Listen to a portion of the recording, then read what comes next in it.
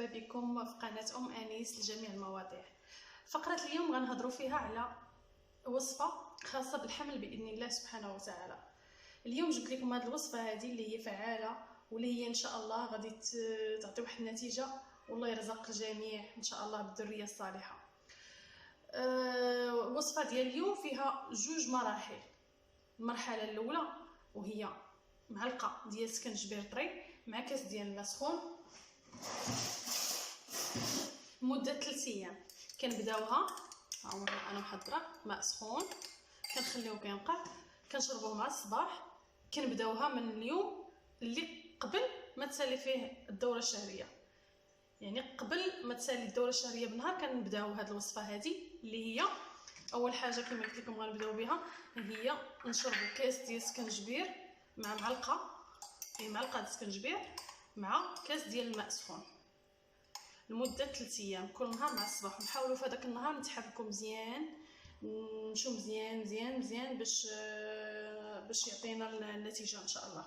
كما كتعرفوا راه سكنجبير عنده بزاف الخواص، عنده خواص فريده في تحريك العضلات وكيطرد الترسبات من الرحم وكيساعد حتى على الراحه والاسترخاء. بعد ما دوز 3 ايام وحنا كنستعملوا كل صباح كناخذوا فيها كاس ديال الماء مع معلقه ديال سكنجبير طري، كنسالوا هذه المرحله كنبداو في المرحله الثانيه. شنو هي المرحله الثانيه؟ المرحله الثانيه غنحتاجوا فيها 2 كيسان ديال العسل البحر، ويستحسن الا كان العسل ديال الدغموس. الا كان العسل ديال الدغموس راه ما شاء الله راه كيعطي واحد النتيجه زوينه.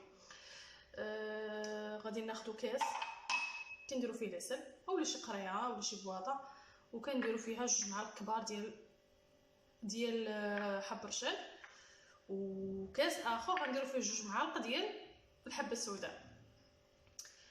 اذا ملي غنديروهم ونخلطوهم غنبداو ناخذوا معلقه في الصباح ديال العسل على الريق مع حب رشاد، ومعلقه في الليل ديال العسل مع الحبه السوداء لمده 12 يوم. كنتمنى يكون شرح واضح. يعني بعد ما داز 3 ايام اللي خدينا فيها سكنجبير كنبداو مده 12 يوم كناخذوا معلقه صغيره في الصباح ديال حب رشاد مخلط مع العسل، ومعلقه ديال الحبه السوداء او الصانوج بالليل مع العسل. وان شاء الله كنتمنى تجيب نتيجه. وانتوما الا ما جابش معكم نتيجه ولا شي حاجه حاولوا غير ما تيأسوش، ديروها الشهر الاخر